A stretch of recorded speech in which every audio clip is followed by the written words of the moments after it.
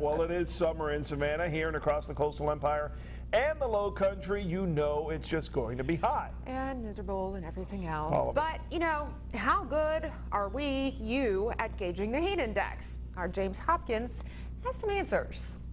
There's no doubt about it, living in the South can get hot. But add a little bit of humidity to the mix, and it can get downright unbearable. Sticky hot. Sweltering. Down here, it's hot like you've gotten out of the shower and it haven't cooled off because the water's still sticking to you. Brutal. One phrase that you hear a lot during the summer is heat index. The heat index is just an official way of saying how hot it feels.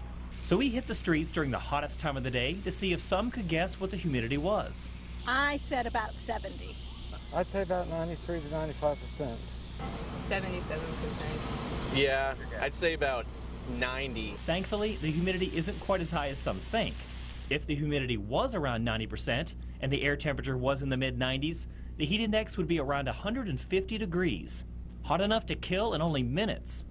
But the humidity doesn't have to be that high to make a big difference. For most of this summer, our temperature has consistently been in the mid-90s.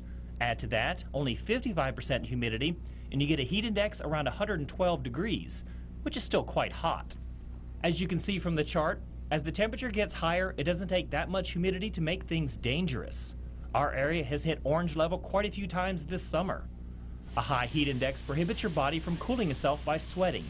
Evaporating sweat carries heat away from the body, and higher humidity slows that process, which is why it's more important to use other means to beat the heat when the index is high.